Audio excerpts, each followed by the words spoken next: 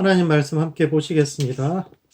하나님 말씀은 구약 에스겔 4장 1절부터 17절까지 말씀입니다. 제가 읽겠습니다. 너 인자야, 토판을 가져다가 그것을 내 앞에 두고 한 성읍 곧 예루살렘을 그 위에 그리고 그 성읍을 에워싸되 그것을 향하여 사다리를 세우고 그것을 향하여 흙으로 언덕을 쌓고 그것을 향하여 진을 치고 그것을 향하여 공성태를 둘러 세우고 또 철판을 가져다가 너와 성읍 사이에 두어 철벽을 삼고 성을 포위하는 것처럼 에워싸라. 이것이 이스라엘 족속에게 징조가 되리라. 너는 또 왼쪽으로 누워 이스라엘 족속의 죄악을 짊어지되 내가 눕는 날수대로 그 죄악을 담당할지니라. 내가 그들의 범죄한 횟수대로 내게 날수를 정하였나니 곧 390일이니라. 너는 이렇게 이스라엘 족속의 죄악을 담당하고 그 수가 차거든 너는 오른쪽으로 누워 유다 족속의 죄악을 담당하라. 내가 내게 40일로 정하였나니 하루가 1년이니라. 너는 또 내 얼굴을 에워싸인 예루살렘 쪽으로 향하고 팔을 걷어올리고 예언하라. 내가 줄로 너를 동일이니 내가 에워싸는 날이 끝나기까지 몸을 이리저리 돌리지 못하리라. 너는 밀과 보리와 콩과 팥과 조와 기리를 가져다가 한 그릇에 담고 너를 위하여 떡을 만들어 내가 옆으로 눕는 날수 곧 390일 동안 먹되 너는 음식물을 달아서 하루 23개씩 때를 따라 먹고 물도 6분의 1 흰씩 되어서 때를 따라 마시라. 너는 그것을 보리떡처럼 만들어 먹되 그것의 목전에서 인분 불을 피워 구울지니라. 또 여호와께서 이르시되 내가 여러 나라들로 쫓아내어 흩어버릴 이스라엘 자손이 거기서 이같이 부정한 떡을 먹으리라 하시기로 내가 말하되 아하 주 여호와여 나는 영혼을 더럽힌 일이 없었나이다. 어려서부터 지금까지 스스로 죽은 것이나 짐승에게 찢긴 것을 먹지 아니하였고 가증한 고기를 입에 넣지 아니하였나이다. 여호와께서 내게 이르시되 보라 쇠똥으로 인분을 대신하기를 허락하노니 너는 그것으로 떡을 구울지니라. 또 내게 이르시되 인자야 내가 예루살렘에서 의뢰하는 양식을 끊으리니 백성이 근심 중에 떡을 따라 먹고 두려워 떨며 물을 데워 마시다가 떡과 물이 부족하여 피차에 두려워하여 떨며 그 죄악 중에서 쇠폐하리라. 아멘. 에스겔은 해체의 선지자입니다. 에스겔의 전반부는 하나님께서 성전을 떠나가시는 과정을 기록하고 있고 후반부는 어떻게 그분이 다시 이스라엘과 또 성전으로 돌아오시는 것인지를 그 과정을 설명하고 있는데 이는 위기의 시대에 우리의 삶과 신앙을 어떻게 해체하고 다시 재구성할 수 있을지를 설명하고 있는 책이라 할 수 있습니다. 그 중에서 4장은 예루살렘과 유다에 임할 첫 번째 심판의 말씀인데 이 말씀이 오늘을 살아가는 우리의 삶과 신앙에 던지는 의미가 무엇인지에 대해서 함께 생각해 보는 시간을 갖도록 하겠습니다. 첫 번째, 현실을 직시하고 하나님께 소망을 두어야 합니다. 하나님께서 에스겔에게 두 가지 상징 행위를 하라고 말씀하셨습니다. 한 가지는 예루살렘이 포위당해 있는 그런 상황을 담은 토판을 만들라는 것이었고 두 번째는 390일 동안은 왼쪽으로 누워서 또 40일 동안 오른쪽으로 누워서 하루 250g의 빵과 500ml의 물로 버티라는 것입니다. 250g의 빵이라면 밥 한 끼 정도 되는 한 그릇 정도, 한 그릇 정도의 음식을 세 번에 나누어서 하루 한 끼로 그렇게 1년 반 정도를 그렇게 지내라는 이야기죠. 하나님은 왜 이런 행동을 하라고 말씀하셨을까요? 이는 첫 번째 현실을 직시하라는 뜻입니다. 첫 번째 상징 행위는 예루살렘이 포위되고 결국 멸망할 것에 대한 예언이지요. 우리는 글을 쓸 때 종이에다 붓으로 쓰지만 바벨론에서는 진흙을 이긴 토판에 이제 뾰족한 막대기로 글을 새긴 다음에 그것을 말려서 그 다음에 신전에 있는 문서 보관소에 갖다 놓으면 이제 그것이 공식적인 문서가 됩니다. 개인 간의 거래를 담은 상업적인 계약이든 국가 간의 조약이든 이렇게 토판으로 만들어서 신전 보관소에 맡기는 순간 그것은 공식적인 문서가 되어서 쌍방이 함께 고치지 않는 한 일방적으로 변경할 수 없는 그런 문서가 되는데 이와 같이 예루살렘의 멸망이 이제 하나님으로부터 공식화되어서 이제 더 이상 변할 수 없이 그렇게 이스라엘에게 전달되었다라는 말씀입니다. 그리고 이 말씀은 에스겔이 이 말씀을 예언한 날로부터 5년이 지나지 않아 현실이 됩니다.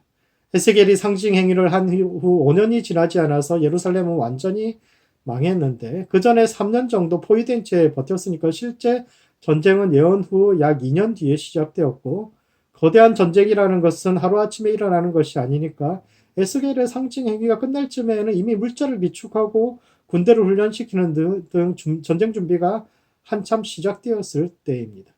그런 점에서 첫 번째 상징 행위는 거창한 예언이 아니라 사실 그냥 현실을 직시하라는 의미일 수도 있습니다.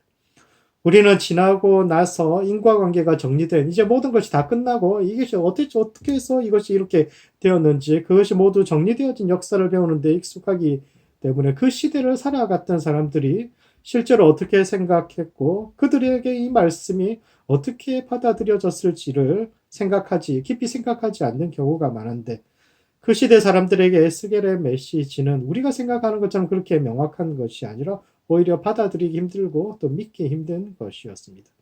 지나고 나니까 그의 메시지가 맞았지만 당시에는 이스라엘의 심판, 예루살렘 심판보다는 오히려 구원과 해방이 가까웠다라는 것이 일반적인, 주류적인 견해였습니다. 에스겔은 바벨론의 2차 점령 때 포로로 끌려갔는데 그 후 10년 동안 바벨론은 제국 곳곳에서 일어난 반란을 진압하느라고 바빴고 이를 틈타 거짓 선지자들은 앞다투어 예루살렘의 해방이 가까웠다고 예언해 왔습니다. 우리가 잘못해서 하나님으로부터 심판받았지만 이제 그 고난의 시기가 지나고 이제 다시 한번 우리에게 회복의 시기가 다가오고 있다라고 그렇게 이야기를 했고 대부분의 사람들이 그 메시지를 믿고 있을 그 시점에 에스겔이 이 메시지를 한 것입니다. 물론 속내를 들여다보면 산발적이고 준비되지 않은 반란은 금방 꺼져버릴 불꽃과 같았지만 사람들은 사실 에스겔은 그 바벨론에 있었기 때문에 상황을 보다 명확히 알 수 있었던 측면이 있죠. 그러나 예루살렘에 있었던 사람들은 그런 것을 믿고 싶지 않았습니다. 그들은 자기가 보고 싶은 것만 보고 믿고 싶은 것만 믿었기 때문에 다가오는 파국의 징후는 외면했고 이러한 상태를 사실은 인지부조화적인 상태라고 이야기합니다. 심리학에서 인지부조화라는 현실과 생각이 상황 인식하는 것과 현실이 다른 그런 상황을 뜻합니다. 기존에 우리가 가진 생각의 틀로는 현실이 분석되지 않는 상황을 뜻하는데 대개 사람들은 자기가 이해할 수 없는 그런 상황에 처하게 되면 현실을 직시하고 정말 어떤 일이 일어났는가 깊이 생각하는 것보다는 자기의 생각과 인식을 바꾸어서 방향을 찾는 것이 아니라 오히려 상황이 잘못되었다고 시대가 문제라고 이렇게 이야기하거나 또 혹은 거짓을 만들어서 스스로를 위로하며 그 상태에 머무르려고 합니다. 인지부조화 상태를 가장 잘 알려주는 것이 이제 여우, 신포도 이야기인데 여우가 나무에 달린 포도를 따먹으려고 열심히 하다가 잘 안 되니까 돌아서면서 하는 말이 저 포도는 분명 아직 덜 익어서 신포도일 거야 하고 돌아가는 것처럼 그 상황, 문제에 부딪혔을 때 그 상황을 넘어가려고 노력하는 것이 아니라 자기 합리화를 하거나 혹은 남 탓을 하거나 시대 탓을 하거나 환경 탓을 하고 그냥 가만히 있는 것을 보게. 그것이 바로 인지부조화 상태인데 이스라엘 백성들이 그런 상태이죠. 지나고 나면 너무너무 간단하고 당연한 일이지만 과거의 틀 속에 갇혀 있는 사람들로서는 도저히 이해할 수 없는 일들이 일어나곤 하는데 하나님은 그러할 때 그들의 틀을 깨심으로써 새로운 역사를 시작하시는 분입니다. 따라서 우리도 가장 먼저 해야 될 것은 우리가 가진 생각의 틀을 깨뜨리는 것이죠. 신대륙을 발견한 콜럼버스를 시기하고 폄하했던 사람들이 굉장히 많았습니다. 신대륙 발견하기 별거 있냐? 나침반 보고 서쪽으로 쭉 가기만 하면 결국은 신대륙 그게 대단한 발견이라고 그렇게 하느냐 하고 사람들이 폄하하고 별것 아닌 인물로 콜럼버스를 치부하고 깎아내리려고 했죠. 그러니까 하루는 콜럼버스가 파티장에서 사람들에게 계란을 하나 내비치면서 뾰족한 쪽으로 세워보라고 이야기를 합니다. 넓적한 둥근 쪽으로 말고 뾰족한 그걸 밑으로 해가지고 한번 세워보라고 이야기하니까 사람들이 너도 나도 했는데 그게 됩니까? 잘 안 되죠. 뾰족한 쪽으로 계란을 세울 수 있는 방법이 없습니다.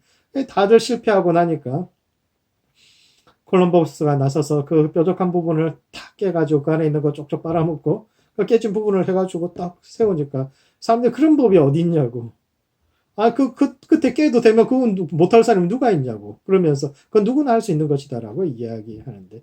그러니까 콜럼버스가 하는 말이, 그래서 당신들은 갈 수 없었던 거야. 당신은 그것을 깨면 안 된다. 그런 틀이 있다는 것을 왜 깨지 못하느냐. 자기 틀에 갇혀있기 때문에. 과거의 틀 속에서 헤어나오지 못하고 그 습관 속에 당신들은 갇혀있기 때문에 당신들은 갈 수 없었고 나는 그 틀을 깼기 때문에 갈 수 있다고 이야기하는데 우리도 우리의 과거의 틀에 매여서 우리가 보고 싶은 것만 보고 우리가 듣고 싶은 것만 들으면서 변화하는 현실을 따라잡지 못하고 또 다가오는 하나님 나라를 보고 있지 못하는 것은 아닙니까? 에스겔이 예언을 통해서 이스라엘 백성들에게 던졌던 근본적인 질문은 과연 우리가 하나님의 역사, 하나님의 현실을 따라가고 있는가 하는 것인데 우리도 오늘 그러한 함정에 빠져 있지 않은가 돌아보아야 합니다. 두 번째 따라서 우리는 틀을 깨고 기본으로 돌아가야 합니다. 에스겔의 두 번째 상징 행위는 왜 이스라엘이 망할 수밖에 없었는가에 대한 설명인데 이는 이스라엘의 역사를 죄악의 역사로 규정합니다. 에스겔이 430일을 한쪽으로 누워 있어야 한다는 것은 왕정과 성전의 역사를 부정하는 것입니다. 390년이라는 기간은 솔로몬 사후 분열 왕국이 존재했던 그 기간이요. 40년은 나라가 분열되기 전에 통일 왕국으로 존재했던 기간을 뜻합니다. 또한 이 기간은 솔로몬의 성전이 존재했던 기간과 동일한데 이는 왕정과 또 성전 시대를 부정하는 것입니다. 에스겔은 기존의 생각과 반대편에 서 있는데 당시 사람들은 성전과 왕정이야말로 이스라엘이 발전하고 제대로 가고 있는 표지라고 생각해 왔습니다. 세계화 시대에 이방 신전에 꿀리지 않는 화려하고 웅장한 성전이야말로 하나님의 위엄과 권위를 드러내고 있으며 그러한 성전을 지었던 왕가의 존재야말로 이스라엘이 단결하고 하나 되어 다시 역사의 부흥을 일으킬 수 있는 초석이 된다고 사람들은 믿어왔습니다. 그 역사라는 것은 결국 왕정과 성전의 역사고 우리가 왕과 성전을 중심으로 단결해서 다시 한번 일어나야 한다라고 이야기하고 있는데 에스겔은 그러한 성전과 왕가의 역사를 부정함으로 그것은 찬란한 역사가 아니라 오히려 우리가 회개해야 할 역사이며 이는 왕가와 성전을 중심으로 단결해야 한다는 그 시대 주류 사람들의 생각을 반대하고 오히려 그 생각이 무너져야 참된 부흥이 올 수 있다고 이야기합니다. 그리고 실제로 이스라엘의 역사는 왕가와 성전이 무너진 후 오히려 더 깊은 영성 속으로 들어가서 진정으로 그들이 열방의 빛이 되는 길을 따라서 걷게 되죠. 그러므로 우리도 하나님을 기대해야 합니다. 이스라엘이 새로워지기 위해서는 강력한 제국을 세워줄 다윗 왕과나 수많은 사람들이 모여 장엄한 예배를 드리는 화려한 성전 예배가 무너져야 했듯이 오늘 이 시대의 교회가 새로워지기 위해서 우리 안에 무너뜨려야 할 생각들이 있지는 않습니까? 우리는 하나님이 아닌 건물과 프로그램과 다른 것들을 의지하고 있지는 않습니까? 하나님 아닌 다른 것을 의지하는 모든 기대가 무너져야 합니다. 기존의 패러다임이 해체되어야 비로소 새롭게 세워질 수 있는데 오직 하나님으로부터 오는 새로운 부흥을 기대하는 모든 성도들 되시기 바랍니다. 두 번째, 신앙의 본질과 시대에 대해 함께 생각해 보아야 합니다. 에스겔은 해체에 이어서 재구성을 이야기하고 있는데 어떻게 신앙은 재구성될 수 있을까요? 우리가 유서 깊고 아름다운 건물의 리모델링을 맡았다고 생각해 봅시다. 역사도 있고 아름답기는 하지만 세월이 흘러 시간이 지나다 보면은 바꾸어야 할 부분도 있고 새롭게 해야 할 부분도 있을 겁니다. 무엇보다도 사람들의 취향이나 또 편의성이 변해서 옛날에는 방 하나에 가족들이 다 살아도 됐는데 이제는 각자 하나의 방을 원할 뿐만 아니라 또 침실 외에도 책방도 필요하고 주방도 필요하고 여러 가지 운동하는 방도 필요하고 그런 필요한 부분들이 달라짐에 따라서 새롭게 현대인들이 살기 편하도록 공간을 재구성해야 하는데 어떻게 그 과정을 시작할 수 있을까요? 먼저는 건축물의 구조를 살피고 핵심적으로 남겨야 할 부분과 수정하거나 현대화해야 할 부분, 그리고 폐기해야 할 부분들을 파악해야 할 겁니다. 그렇다면 이 시대에 적합한 신앙적 형태는 어떤 것이고 오늘날 코로나 사태는 그러한 신앙의 해체와 재구성에 있어서 어떤 역할을 하고 있을지 생각해 보고자 합니다. 이는 첫 번째, 거룩함의 회복을 위해서 기도해야 합니다. 신앙의 본질은 거룩함에 있는데 사람들은 처음에 최초에 왜 어떻게 또 예배하기 시작했을까요? 최초의 예배의 형식은 어떤 것이고 그것이 가지는 의미는 어떤 것이었을까요? 우리는 그 출발을 성찬에서부터 찾아보고자 합니다. 예수님께서 제자들 앞에 서서 빵과 포도주를 들고 이것은 나의 살이요 또 나의 피니 너희는 이것을 먹고 마실 때마다 나를 기념하라 하셨는데 이것은 일상의 삶을 거룩하게 살라는 뜻입니다. 한 조각의 빵과 한 모금의 포도주는 일상의 그 시대 그 사람들의 일상의 식사입니다. 우리에게 와인은 술이지만 물이 깨끗하지 않은 중동에서 2, 3% 정도의 포도즙이 들어가 있는 포도주는 일상에서 마시는 물과 같고 이는 우리의 생명을 유지하고 삶을 이어가게 해주는 최소한의 식사, 한 덩이의 빵과 한 모금의 포도주라는 것은 그런 식사를 뜻하죠. 그런데 이 식사를 하기 위해서는 다른 존재의 희생이 필요합니다. 모든 존재는 자신이 살기 위해서는 식물이든 동물이든 타자를 희생시켜야 하는데 이는 근본적으로 우리 안에 정죄감을 심어줍니다. 내가 살기 위해서 매일매일 우리가 살기 위해서 어떤 존재를 희생시켜야 한다는 것은 어떤 정죄감을 불러일으키죠. 특히 매일매일 자기가 키우던 양을 잡아야 했던 유목민들에게는 더더욱 그런 미안함이 있었고 그리하여 그들은 언어를 분화함으로써 그 문제를 해결합니다. 우리는 소고기, 닭고기, 돼지고기, 양고기라고 해서 동물 이름에다 그냥 고기만 붙이지만 영어에서는 피그와 포크가 전혀 다른 단어이죠. 카우와 비프도 다릅니다. 왜 이렇게 다를까요? 왜 서양 사람들은 뭐 돼지, 고기, 피그 미트, 카우 미트라고 하지 않고 왜 포크, 비프 이렇게 다른 단어들을 만들어 냈을까요? 카우와 비프는 굉장히 다른 존재입니다. 카우는 살아있는 존재로서 먹을 수 없는 존재이지만 비프는 죽어서 영혼은 떠나가고 고기만 남은 상태로서 우리가 먹을 수 있는 존재입니다. 고대 사회에서 모든 도축을 신전에서 했던 이유는 의식을 통해서 존재의 정수인 영혼, 그 의식을 통해서 그 존재가 변하는 겁니다. 카오는 그 영혼이 같이 들어있는 상태였는데 의식을 통해서 그 영혼은 다른 곳으로 보내고 그 남은 육체인 고기를 얻는 과정이요. 이는 인간 안에 그런 정죄감이 그렇게 이제 고기를 먹는다는 것에 대한 정죄감이 기본적으로 있었다는 뜻이요. 그런 정죄감을 느낀다는 것 자체가 인간이 굉장히 정신적인 존재라는 뜻이죠. 다른 동물들과 달리 인간은 자기가 살기 위해 타자를 해칠 수밖에 없는 상황을 마음 아파합니다. 따라서 최초의 예배는 우리의 삶이 누군가 희생 위에 세워져 있다는 사실을 자각하고 인정하며 그것을 부정하기보다는 그들의 희생을 내 몸에 새겨서 보다 가치 있는 삶을 삶으로써 그것을 승화하고자 합니다. 우리는 어쩔 수 없이 타자의 어떤 삶을 취해야 하지만, 그들의 희생을 취해야 하지만, 그것을 부정하는 것이 아니라 오히려 그들을 내 삶에 새겨서 더 가치 있는 인생으로 되갚는다라는 것이죠. 기독교의 예배는 예수의 살과 피를 내 안에 받아들여서 우리가 그분의 살과 피를 마신다는 것은 우리가 그분처럼 변화되어서 그분이 사시고자 했던 삶을 대신 살아내는 것이죠. 이런 점에서 우리 원래 예배라는 것은 우리 자신을 거룩하게 변화시키는 과정입니다. 우리가 그 의식을 통해서 카오를 비프로 만들어 가듯이 예배를 통해서 우리 자신이 꼭 이 땅에만 속한 존재가 아니라 하늘에 속한 존재임을 우리 자신을 거룩하게 만들어 가는 것입니다. 보통의 사람이 안수를 받는 순간 성직자로 구별되고 평범한 물건이 성물이 되듯이 일주일에 한 번씩 예배 시간을 통해서 삶을 거룩하게 하는데 그것은 우리의 인생이 누군가의 희생 위에 서 있음을 기억하면서 우리의 인생의 의미를 추구하고 또 정말 가치 있는 인생을 살기로 다짐하는 것인데 그런 일상의 거룩함이 회복되어야 합니다.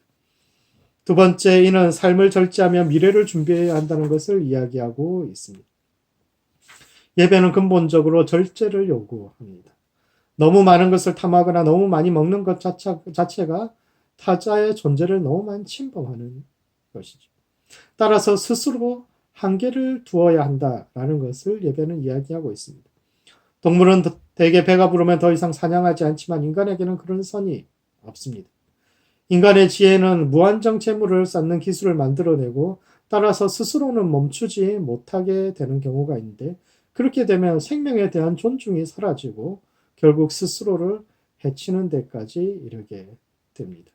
그래서인지 모르지만 가끔 하나님은 우리를 멈추어 세우게 하십니다. 우리 개인도 그렇고 한 사회도 그렇고 가끔씩 그렇게 멈춰 세우게 하죠. 지금도 하나님 우리를 전부 다 멈춰 세우시지 않았습니까? 그리고 잠시 멈춘 것만으로도 세상에는 굉장히 많은 변화가 일어나고 있죠. 코로나 이전과 이후의 세상은 굉장히 많이 달라질 것이라고 생각을 합니다. 지난 30년간 세계는 세계화란 이름 아래 끝없는 양극화와 중산층이 몰락하고 가난이 보편화되어 가던 시기였는데 코로나 때문에 약자들의 고통이 더 커지고 있는 것 같습니다. 왜 하나님은 이런 상황을 용인하시고 왜 약자, 안 그래도 힘든 사람들을 더 힘들게 하고 계실까요? 잘은 모르겠지만 이 어려움을 통해서 우리는 기존의 틀이 가지고 있는 한계를 보기 시작했고 그러면서 또 약자들이 행동하지 않을 수 없게 만들고 있습니다. 대개 백성들은 참고 견디는데 익숙해서 어지간한 일이 닥쳐도 견디는 길을 택하는데 하나님은 백성들이 더 이상 견딜 수 없는 지경으로 몰아붙이고 계시는데 이는 우리가 깨어서 일어나서 스스로 다시 한번 시대를 변화시켜야 할 때가 왔음을 이야기하는 것이라고 생각합니다. 따라서 우리는 이 어려움의 시기가 그저 어려움으로 지나가지 않고 이를 통해서 새로운 질서가 이 땅 위에 새로운 질서가 세워져 갈 수 있도록 기도해야 할 시점입니다. 그러므로 신앙의 본질과 시대에 대해서 깊이 고민하는 성도들 되시기 바랍니다. 예배와 거룩함을 회복해야 합니다. 날마다의 일상을 거룩하고 의미 있게 채우고 또 이 땅에 새로운 질서가 세워져 가기를 그리고 그 과정에서 신앙과 믿음이 바른 역할을 할 수 있도록 기도하는 모든 성도들 되시기 바랍니다. 말씀을 정리하겠습니다. 에스겔은 해체와 재구성의 선지자요. 에스겔서 4장은 첫 번째 하나님 심판의 말씀인데 먼저 하나님을 기대해야 합니다. 믿음이란 낙관적 태도가 아니라 정확한 현실 인식 위에 하나님께 소망을 두는 것인데 오늘 우리는 세상을 있는 그대로 보고 있는지 그리고 하나님만을 소망하고 살아가고 있는지를 돌아보아야 합니다. 두 번째, 거룩함을 회복하고 새로운 시대를 준비해 가야 합니다. 일상에서 거룩함을 회복하고 현실의 어려움이 단지 어려움으로 그치는 것이 아니라 새로운 시대를 열어가는 출발점이 되고 또 우리 모두 새로운 시대를 향해 백성들과 함께 걸어가는 교회와 교회가 성도들이 그 길을 함께 선도해 갈 수 있도록 이 시대의 교회를 위해서 함께 기도하는 시간 되기를 바랍니다. 함께 기도하시겠습니다. 먼저 기도하실 때는 현실에 대한 바른 인식과 소망을 가질 수 있도록 기도합시다. 하나님, 어찌하여 우리에게 오늘 이와 같은 고난을 주시는지 그것에 대해서 이해할 수 있도록 지나간 시대의 관점이 아니라 다가온 시대를 바라보는 해안을 주시도록 그리하여 하나님으로부터 오지 않은 소망과 기대가 모두 무너지고 오직 주님께만 소망을 둘 수 있도록 기도하시고 두 번째는 새로운 시대를 준비하는 교회 되도록 서로를 위해서 기도합시다. 교회의 거룩함이 회복되어지고 일상의 영성이 회복되어지며 하나님께서 행하실 일들을 믿음으로 바라보고 어려움이 단지 어려움으로 그치는 것이 아니라 참된 변화의 출발점이 될 수 있도록 우리 자신과 시대와 교회를 위해서 함께 기도하시겠습니다. 기도하시겠습니다.